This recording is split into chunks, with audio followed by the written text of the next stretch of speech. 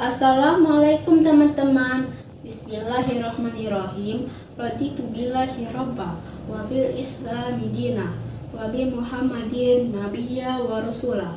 Rabbi zidni ilma warzuqni fahma. Puji syukur atas nikmat yang Tuhan limpahkan sampai saat ini, sehingga kita semua senantiasa dilimpahi karunia kesehatan dan memiliki semangat belajar yang luar biasa. Perkenalkan, nama saya Atika Balkis Azizah. Saat ini saya bersekolah di SMP Negeri 9 Kota Palembang. Adapun tujuan Atika Balkis Azizah membuat video pembelajaran kali ini adalah untuk memenuhi tugas mata pelajaran ilmu pengetahuan alam kelas 8 semester 1, yaitu menjelaskan materi pembelajaran yang berjudul Sistem Gerak Manusia. Dan tak lupa, Atika Balkis Azizah mengucapkan banyak terima kasih kepada Mem Eni Purwanti selaku guru mata pelajaran IPA yang selama ini telah mendidik kami, membimbing kami dengan sabar dan ikhlas. Insya Allah ilmu pengetahuan yang telah diberikan dapat membawa manfaat bagi kami, siswa-siswi SMP Negeri 9 Palembang. Untuk mempersingkat waktu, langsung saja kita masuk pada materi pembelajarannya. Selamat menyaksikan teman-teman.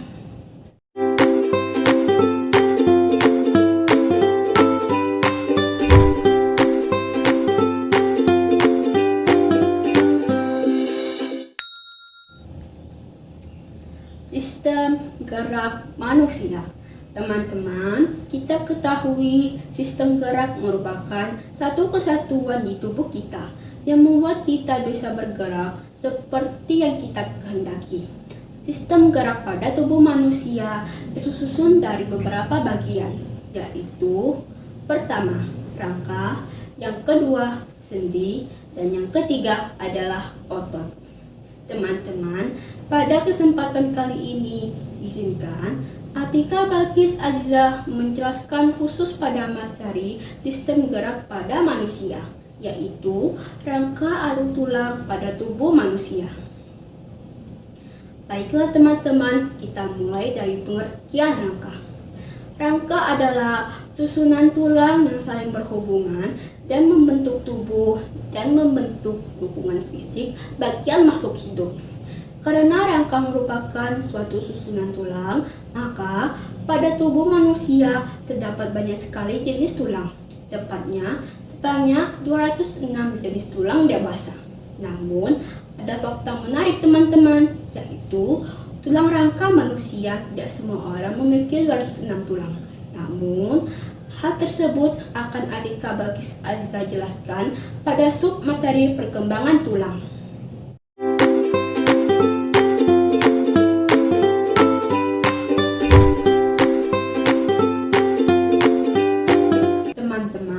Rangka pada manusia merupakan alat gerak pasif. Adapun fungsi utama rangka manusia yaitu pertama, memberikan bentuk tubuh dan sebagai penopang tubuh kita. Kedua, melindungi organ dalam tubuh kita. Misalnya, tulang rusuk melindungi jantung dan paru-paru. Tulang tengkorak melindungi otak.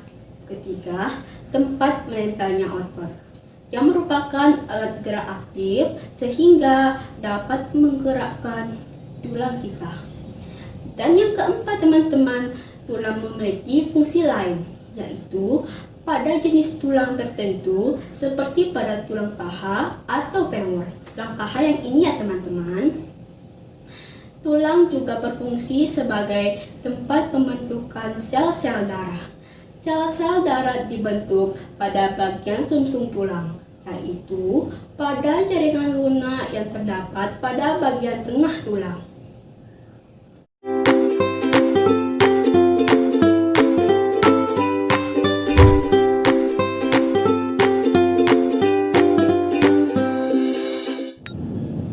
Teman-teman, selanjutnya kita masuk pada pembahasan struktur tulang. Kita ketahui bahwa rangka manusia tersusun atas tulang berulang. Pernahkah teman-teman melihat tulang paha ayam? Apakah tulang tersebut sama seperti pada gambar?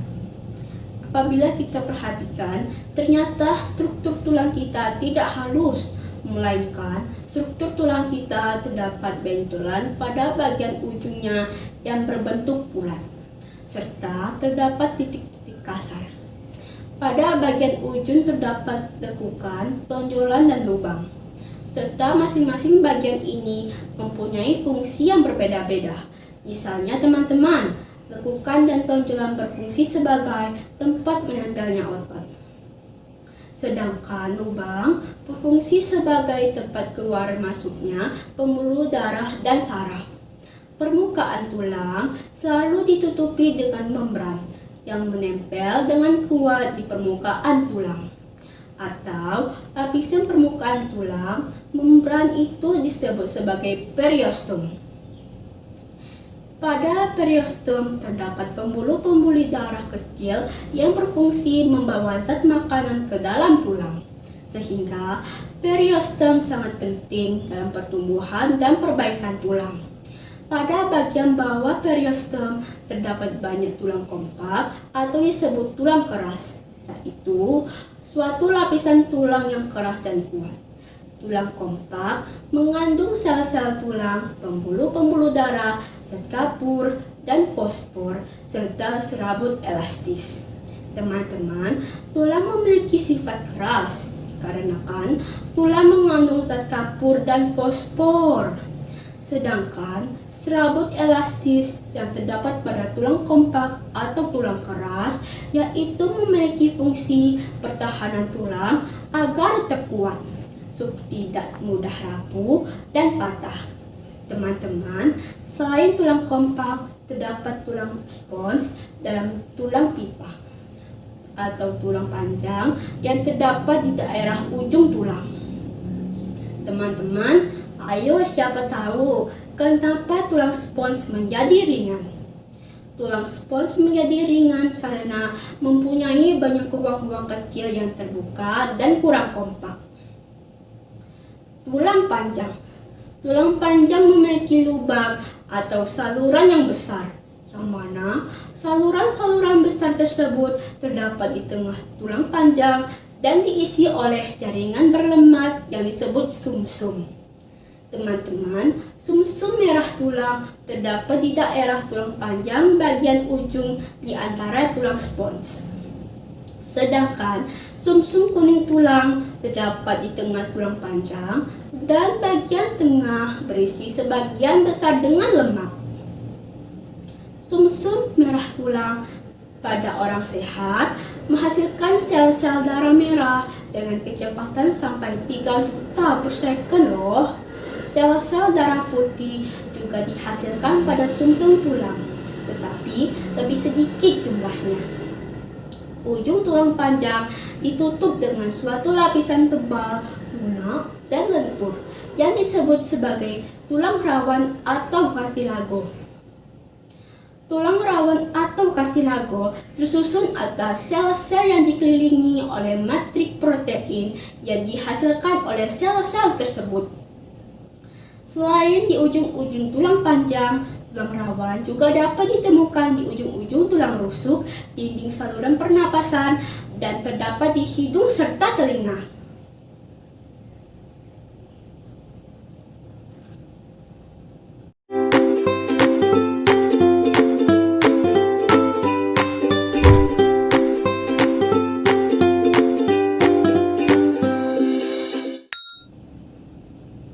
Berdasarkan bentuknya, tulang manusia terbagi menjadi 4 macam, antara lain: pertama, tulang pipa atau tulang panjang. Adapun ciri-ciri tulang pipa yaitu berukuran panjang, berongga di tengahnya yang disebut dengan tulang sumsum dan berbentuk seperti tabung. Contohnya yaitu tulang paha dan tulang lengan atas atau disebut humerus. Kedua, tulang pipi. Adapun ciri-cirinya tulang pipi yaitu berbentuk pipi dan seperti lempeng. Contohnya yaitu tulang pembentuk kepala dan tulang dada yang disebut sebagai sternum. Selanjutnya, ketiga, tulang pendek. Adapun ciri-cirinya tulang pendek yaitu berbentuk kubus atau tidak beraturan serta berukuran pendek. Contohnya yaitu ruas tulang belakang dan tulang ruas jari-jari kaki atau biasa disebut falang. Dan keempat, tulang tidak beraturan. Contohnya yaitu tulang punggung biasa disebut dengan vertebra.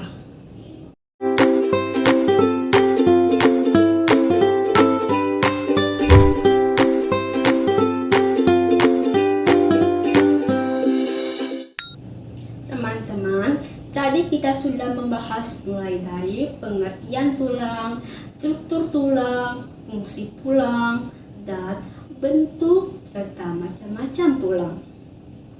Pembelajaran selanjutnya yaitu kita akan membahas tulang-tulang apa saja yang dijadikan sebagai tulang penyusun rangka tubuh manusia.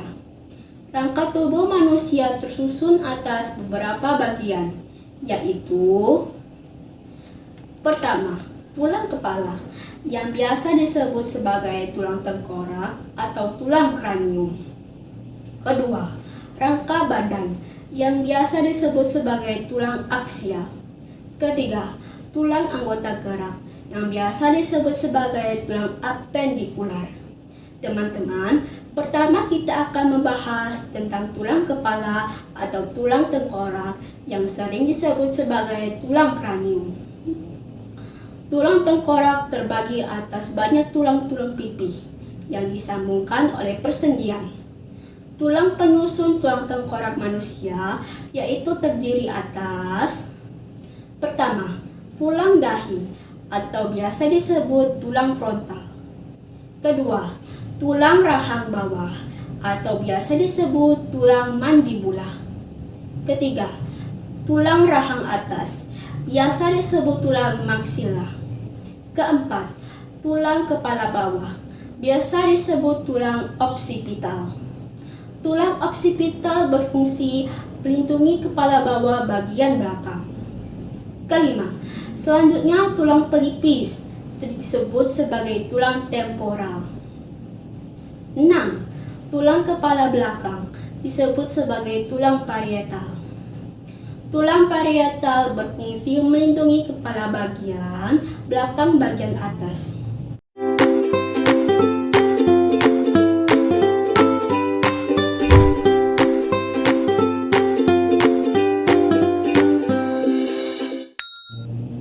Selanjutnya teman-teman, yang kedua, tulang rangka badan atau tulang aksial. Tulang rangka badan atau tulang aksial sendiri terbagi menjadi 4 macam, yaitu ruas-ruas tulang belakang, tulang rusuk dan tulang dada, tulang panggul, dan bahu. Bagian-bagian dari rangka aksial yaitu tulang belakang yang tersusun atas 1 ruas tulang atlas, dilanjutkan dengan 7 ruas tulang leher dan 12 ruas tulang punggung, dilanjutkan lagi dengan 5 ruas tulang pinggang dan 4 ruas tulang ekor. Selanjutnya, 17 ruang tulang rusuk sejati yang melekat pada tulang punggung dan tulang dada, dan 3 ruas tulang rusuk palsu yang melekat pada tulang punggung dan tulang rusuk di atas, dan juga 2 ruas tulang rusuk melayang yang hanya melekat pada tulang punggung saja. Dilanjutkan dengan tulang dada hulu yang terdiri dari manubrium sterni, dan juga tulang dada badan yang terdiri dari corpus sterni. Lalu, tulang badan bagian bawah terdiri atas pertama, tulang panggul yang biasa disebut sebagai tulang pelvis. Kedua, selanjutnya tulang kelangkang yang biasa disebut sebagai tulang sakrum. Rangka penyusun tubuh manusia yang ketiga adalah tulang anggota gerak.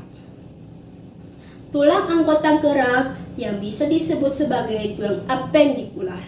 Tulang apendikular dibagi menjadi beberapa macam, yaitu pertama, tulang paha yang biasa disebut sebagai tulang femur.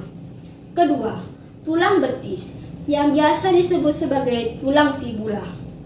Ketiga, tulang kering yang biasa disebut sebagai tulang tibia.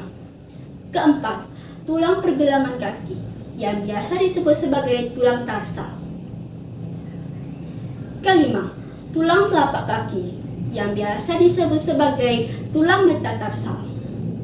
Keenam, tulang jari-jari kaki yang biasa disebut sebagai tulang paha-langis.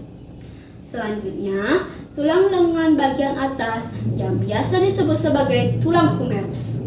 Dan tulang lengan bagian bawah yang terbagi menjadi beberapa bagian, yaitu pertama, tulang pengupil yang biasa disebut sebagai tulang radius.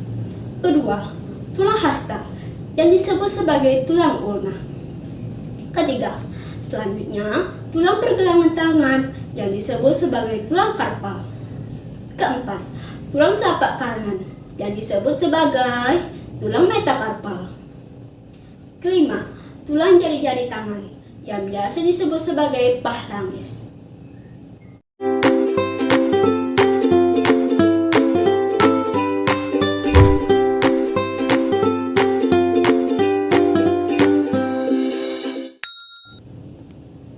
Berikut ini kita melakukan pembahasan mengenai perkembangan tulang.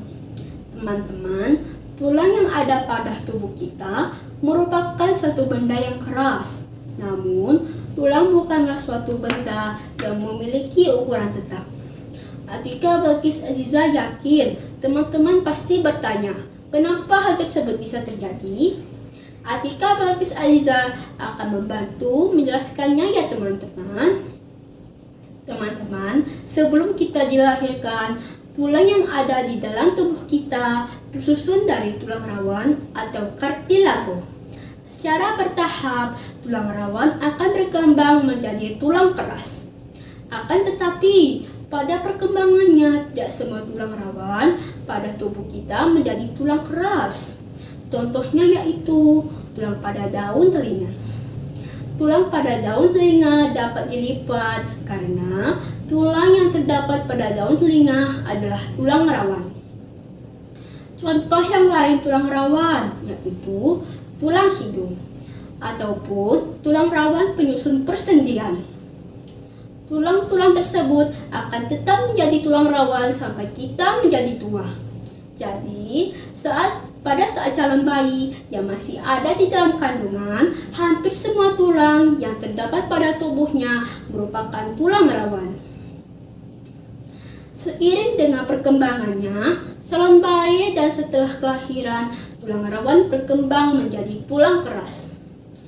Proses perubahan tulang rawan menjadi tulang keras disebut dengan penulangan osifikasi. Teman-teman, berikut tahapan terjadinya proses osifikasi atau penulangan. Proses osifikasi berawal dari tulang rawan. Tulang rawan memiliki bentuk mirip dengan tulang dewasa. Selain itu, tulang rawan memiliki rongga yang diisi oleh sel-sel pembentuk tulang atau disebut osteoblas. Selanjutnya, osteoblas akan membentuk sel-sel tulang atau disebut dengan osteosit. Proses osifikasi dimulai dari bagian tengah tulang dan kemudian meluas ke seluruh arah sesuai dengan pertumbuhan tulang rawan. Di antara jaringan tulang yang terbentuk terdapat pembuluh darah yang berfungsi membawa mineral seperti kalsium. Sehingga tulang yang terbentuk menjadi keras. Selain mengalami osifikasi, tulang juga mengalami penggabungan atau disebut dengan fusi. Pada saat kita baru dilahirkan, jumlah seluruh tulang pada sistem rangka kita yaitu berjumlah 300 tulang. Namun, seiring bertambahnya usia kita, yang berarti kita menjadi dewasa, beberapa tulang akan mengalami fusi. Contohnya yaitu tulang tengkorak atau tulang ekor. Oleh karena itu, jumlah tulang orang dewasa pada penyusun sistem rangka kita terdapat 206 tulang.